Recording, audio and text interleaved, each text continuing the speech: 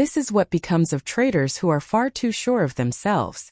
I work as a product photographer. I give coffee mugs a sense of purpose and make cheese sandwiches appear as though they attended etiquette school. Believe it or not, it's a real profession once you understand the business side of it. But in my ex-wife's circle, no one ever took it seriously. To them, photography was just a pastime I filled my days with between unemployment checks. My ex-wife Michelle had recently been promoted to partner at her law firm, Whitmore and Associates. Apparently a massive achievement in the world of people who argue for a living and actually win. I was honestly proud of her. I was the one staying up late while she practiced presentations, ordering midnight takeout when she was drowning in case files, encouraging her to push harder and demand what she was worth. I truly believed we were a team. The kind where one person brings home the briefcase and the other keeps the house from falling apart. The partnership celebration took place at one of those venues that makes you feel poor just for existing inside it. Crystal chandeliers that likely cost more than my car. Appetizers so small you needed a magnifying glass to locate them. And enough black tie suits to stock an aquarium. I assumed Michelle would thank the firm, say something modest about hard work, maybe even acknowledge my support. Sweet. Short. Over. Then we'd eat the absurdly tiny food and go home.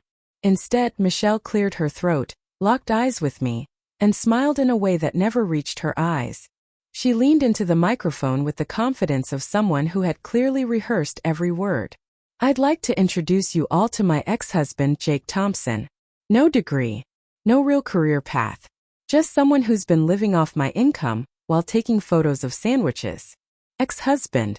That was news to me. The room sucked in a collective breath. Like everyone had just watched a car crash in slow motion.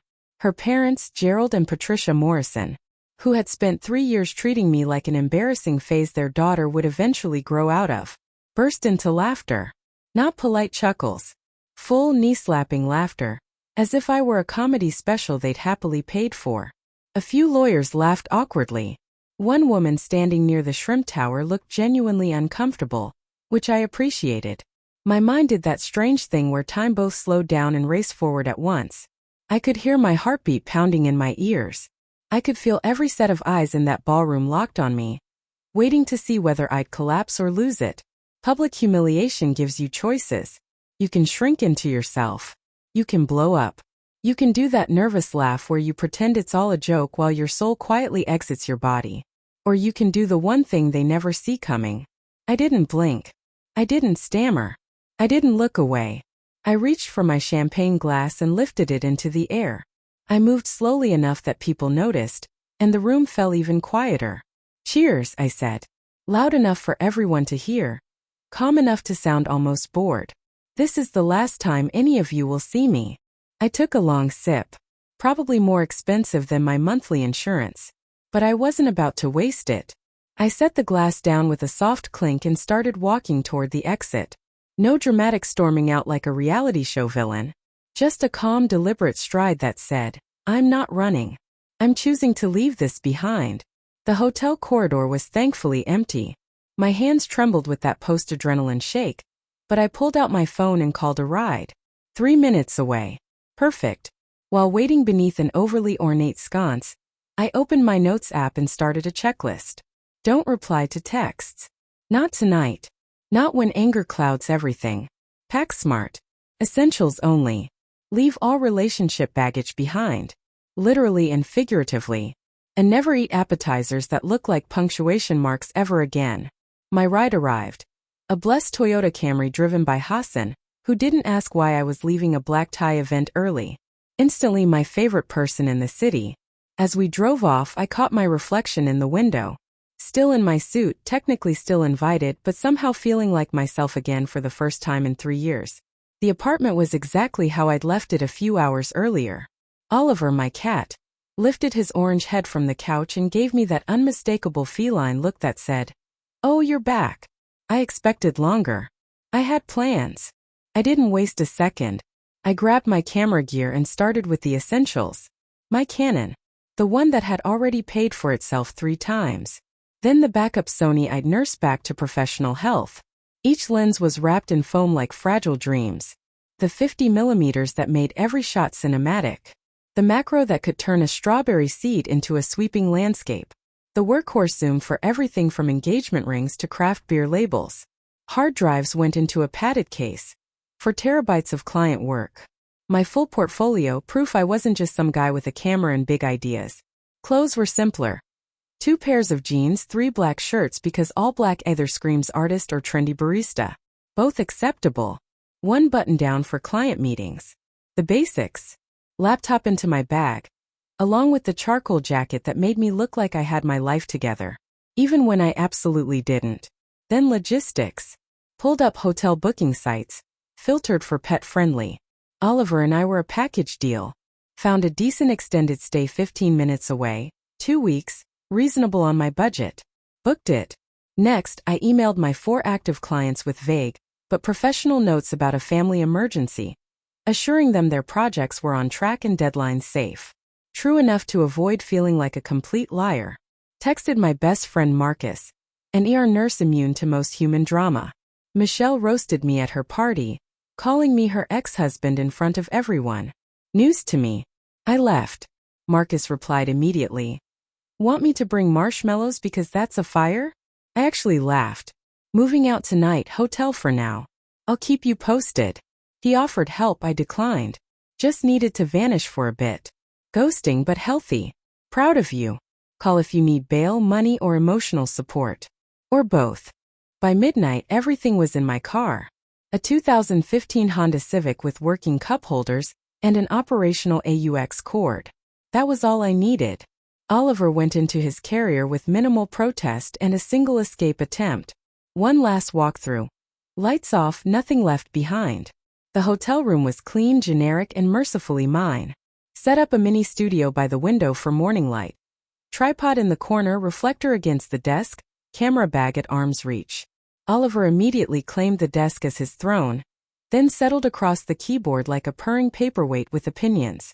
Texts began around 7 a.m. Michelle's messages went through what looked like the 5 stages of grief, but broadcasted for everyone else's problem. That was dramatic. You really just left. Seriously, people are asking questions, Jake. Then after a 20-minute pause, it was a joke. Everyone knew it was a joke. You're too sensitive. And finally, we should talk like adults. I think we can fix this if you just communicate better. The audacity.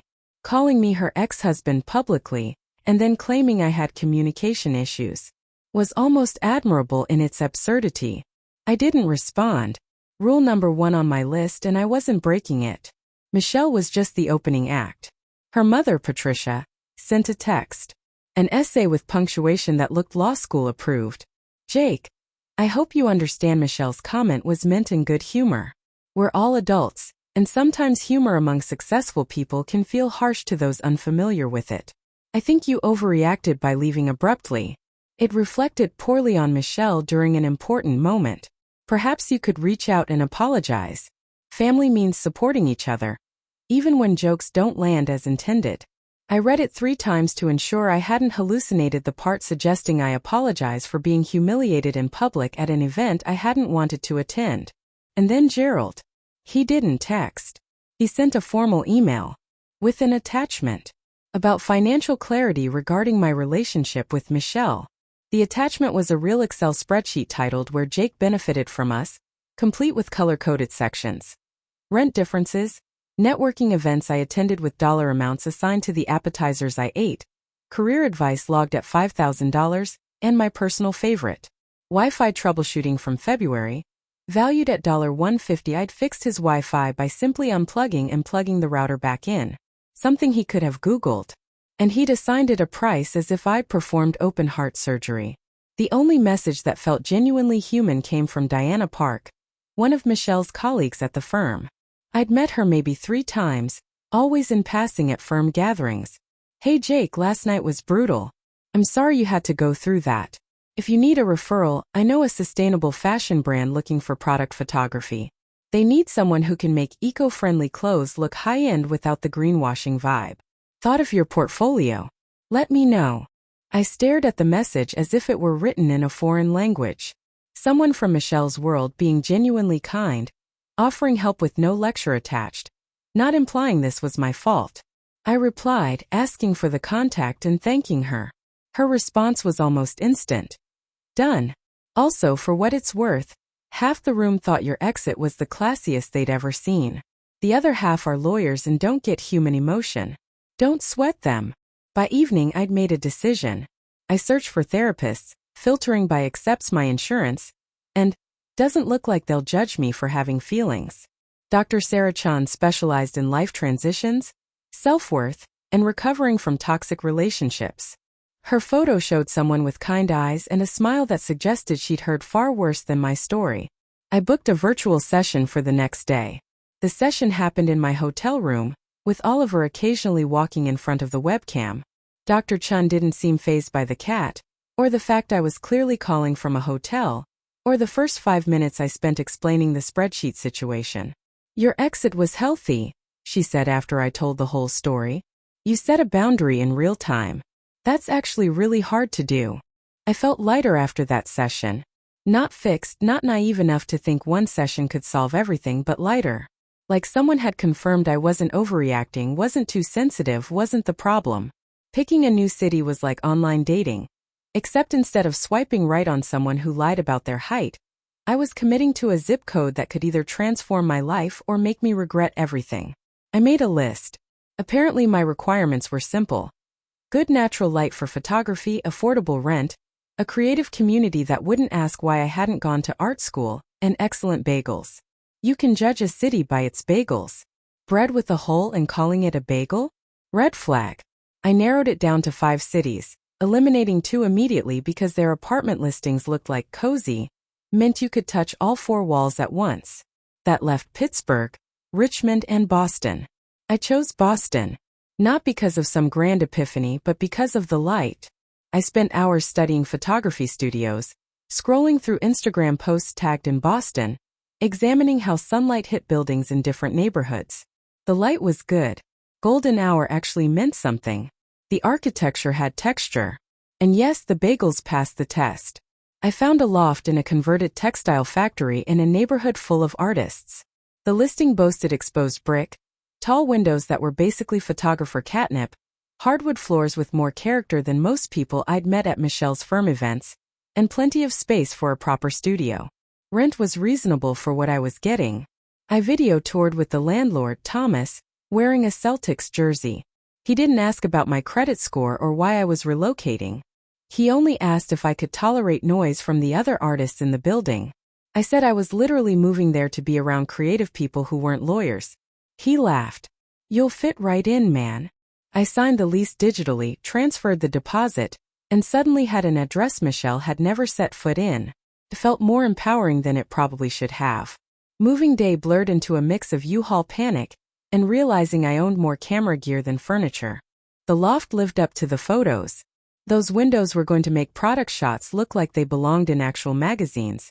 My neighbors introduced themselves within the first hour. Maya lived across the hall, a furniture maker, and showed up with homemade cookies still warm. Welcome to the weird building, she said. We're all creatives here, so it gets loud sometimes. But good loud. Making things loud. Not yelling about parking spots loud. Ethan upstairs was a slam poet who practiced at odd hours, but was genuinely talented. Downstairs was a small ad agency that smelled of expensive coffee. Their lead designer, Amber, came up the next day asking for my portfolio. Juniper said, "You're a product photographer. We outsource that work constantly. If you're good, fast, and don't ghost us when chaos hits, we'll send work your way." I assured her I was all 3. Great. Send me your portfolio and rates. Real rates, not desperate exposure rates. We pay actual money. That night I sat on the floor of my loft, surrounded by boxes and possibility. I opened new bank accounts, changed my business address to the Boston loft, updated my website header, unsubscribed from Michelle's firm newsletter. On a sticky note I wrote 3 rules: no begging, no bragging, just building. I stuck it to my bathroom mirror so I'd see it every morning. Starting over professionally is strange. You're the same person with the same skills, but you have to convince yourself, and everyone else, that you're not just running from a dumpster fire. You're running towards something better. I spent my first full week in Boston rebuilding my brand. My old website had served its purpose, but it felt like Michelle had left her mark all over it.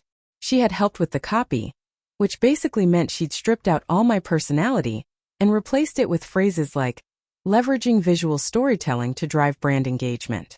Nobody actually talks like that. I called it Thompson Studios. Simple, clean, my last name like a signature on work I could genuinely be proud of.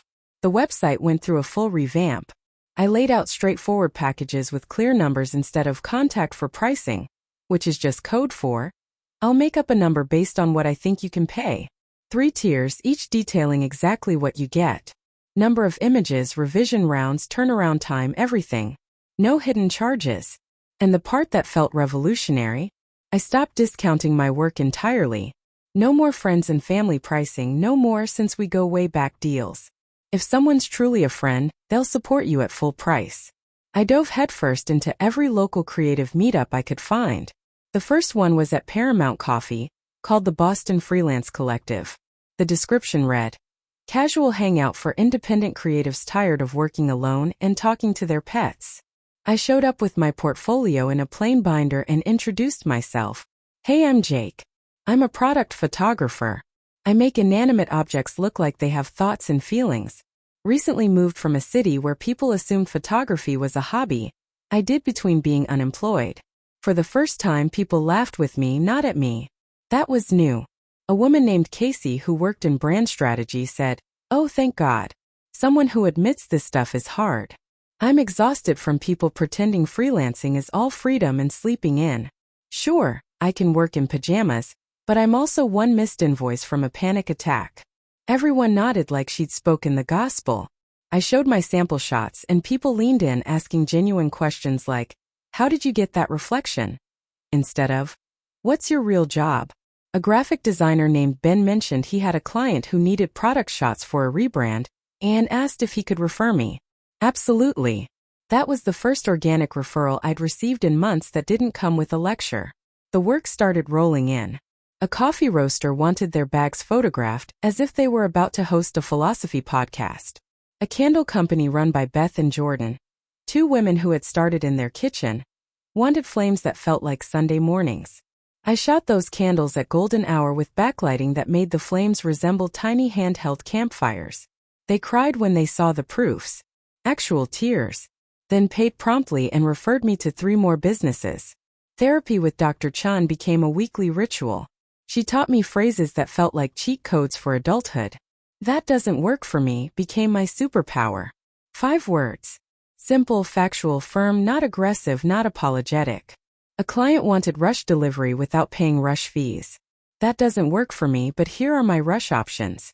A family friend wanted a free headshot because it'll only take a minute. That doesn't work for me, but I'd love to send you my pricing. I need to sit with that before responding. These few words saved me from roughly 17 terrible decisions in a single month. Many requests that felt urgent weren't, and pausing revealed whether it was a bad deal or simply something I didn't want to do. 3 weeks into my Boston Renaissance, my phone rang from an unfamiliar number. Normally I let those go to voicemail. 90% are spam. But something made me pick up. Mr. Thompson? This is Lionel Fitzgerald. I'm a founding partner at Whitmore & Associates. Retired now, though I still advise the firm. My brain short-circuited. Whitmore & Associates. Michelle's firm. The place where I'd been publicly roasted. I heard about what happened at the partnership celebration, Mr. Fitzgerald continued, calm and unreadable. I also happened to see your portfolio. Diana Park forwarded it to me while seeking photographers for a project. Your work is exceptional, Mr. Thompson. Truly exceptional. The firm is rebranding. New visual identity, website, marketing materials. We need someone to handle photography. Team portraits, office environment, the works. Would you like to pitch for it? The irony hit me like a sledgehammer. This was the firm where my ex-wife worked, where her parents probably still told dinner party stories about me as a cautionary tale. And they wanted me to pitch for their rebrand. My heart raced, but my voice stayed even. I'd be very interested. When would you like to see the pitch? How's next Tuesday, 10 a.m.? We can meet at my home office in Wellesley if you prefer to avoid the downtown office. He knew. Absolutely knew.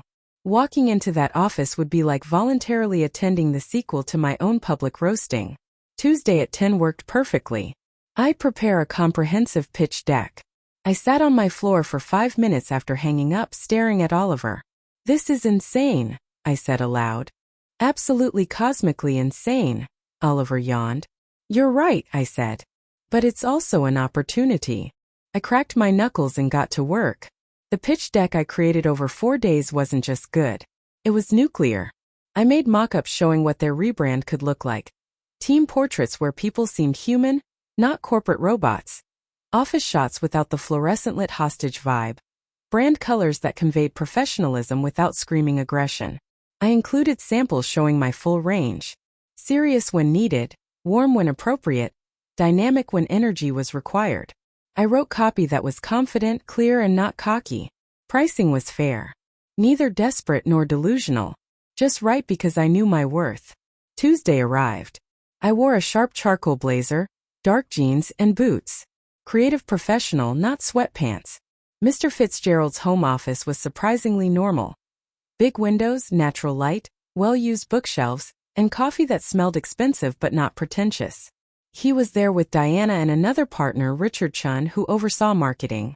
I presented for 45 minutes, shared mock-ups, explained my process, and walked them through how I'd photograph their space to feel both professional and inviting. I addressed the obvious concern up front.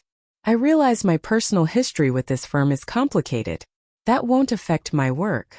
If anything, it motivates me to deliver something extraordinary. Richard smiled. I respect your candor. Show us a test series. 5 portraits, 3 office spaces. You have 1 week.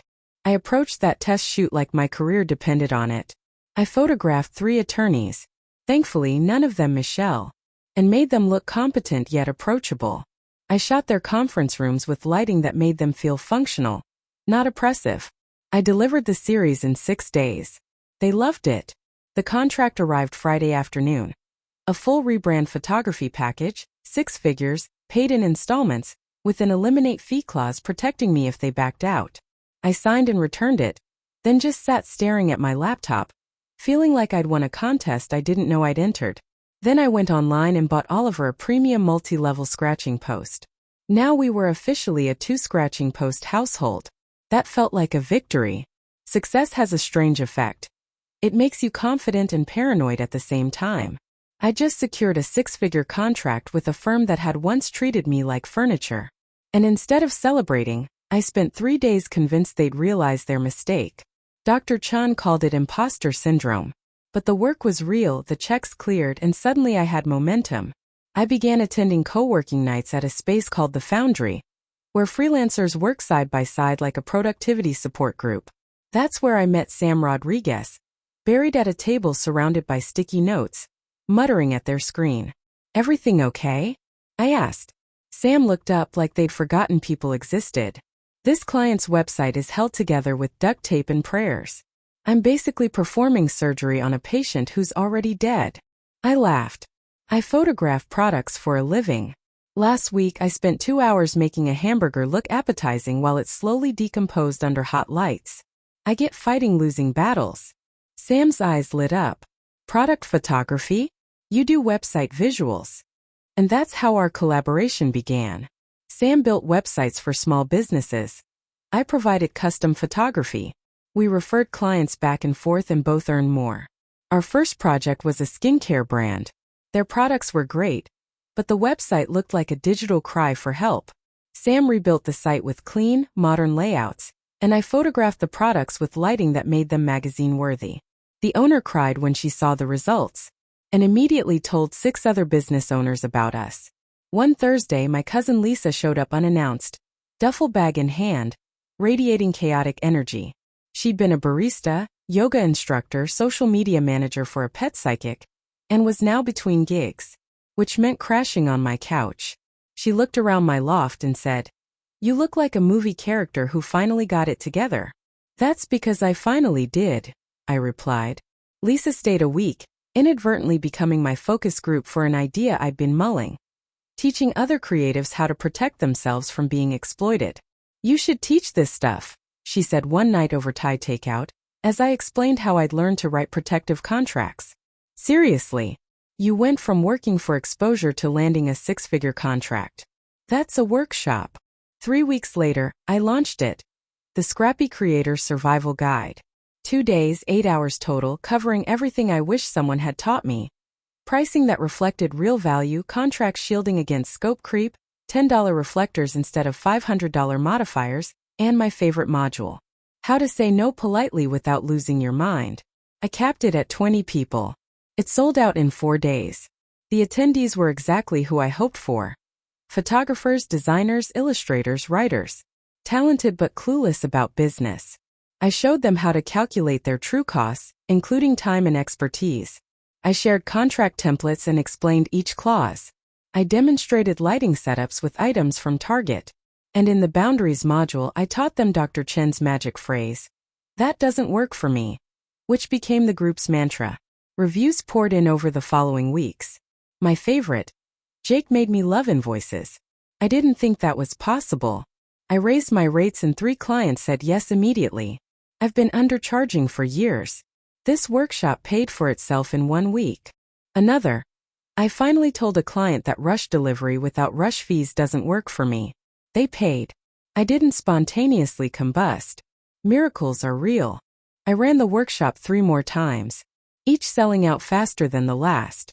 2 weeks later, I got an email from Michelle with the subject line, "Proposed framework for ongoing communication." Only a lawyer would title an email to their ex like a legal brief. The email was direct. She'd thought about our conversation, and since I was photographing her firm's rebrand, maybe we should set ground rules. Would I meet her? A neutral location, no ambushes, just 2 adults figuring out how not to make things worse. I showed it to Dr. Chun at our next session. "How do you feel about meeting with her?" she asked. "Honestly, I'm okay with it," I said. 6 months ago, I would have deleted that email immediately and run straight to Canada. But now? I'm not sure. It feels like we're both trying to handle a situation that began as a total disaster like adults. That's progress, Dr. Chun affirmed. Just remember, you get to set boundaries too. This isn't only about her drawing lines. It's a mutual agreement between equals, I replied, suggesting Thursday at 2.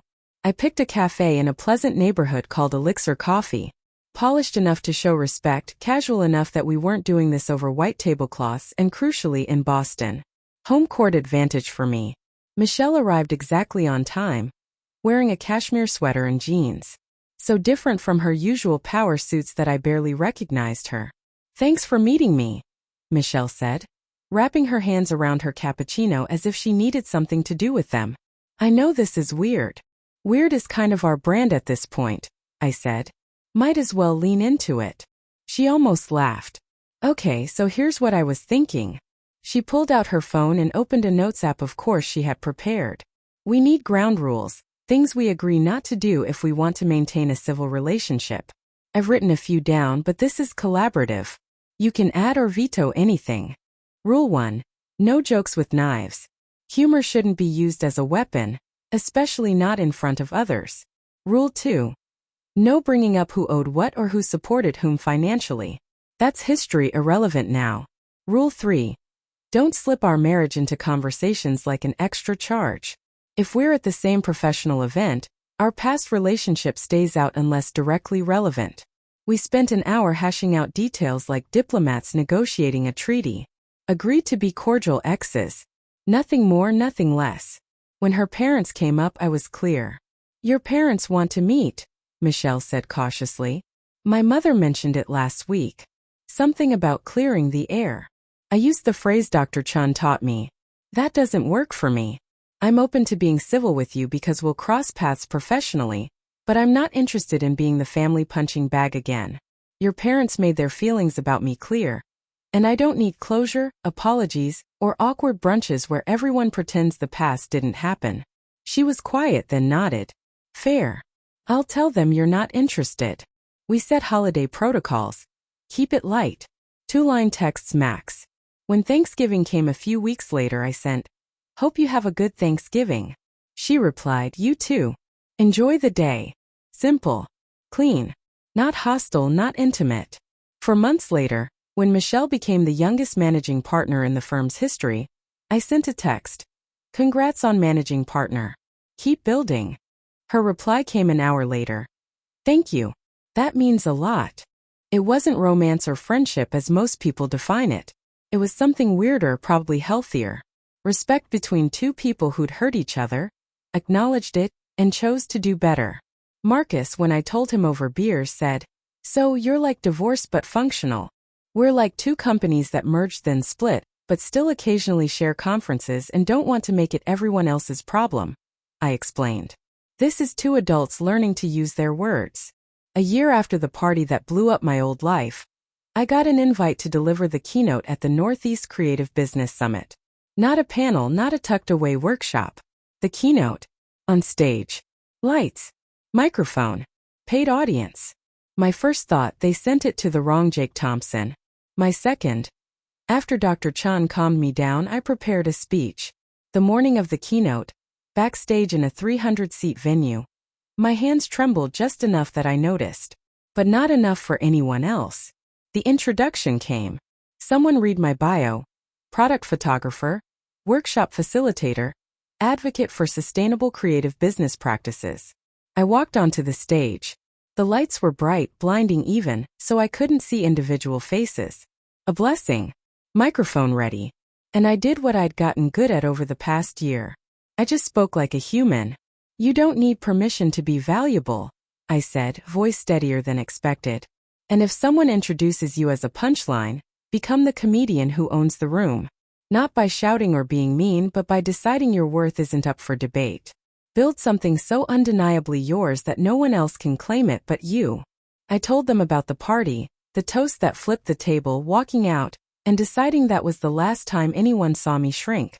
I spoke about sticky notes with rules, therapy phrases that worked like cheat codes, learning that boundaries aren't rude. They're infrastructure. People laughed at the right spots, quieted at the important ones. When I finished saying, I left a ballroom built a life. You can too. All 300 of them stood, applauding like I'd said something that mattered. In the back I spotted them. Mr. Fitzgerald, Diana, Marcus, Sam, Lisa, Maya, Ethan. People who saw me without a resume. Who believed I was valuable before I did. Afterward, we celebrated with tacos and enough laughter to make my face ache. Back home, I framed a photo from that night, me, Mike, audience. Under it, I wrote, left a ballroom, built a life. Oliver knocked it over within 5 minutes. I laughed. Perfect. Nothing in my world was fragile anymore.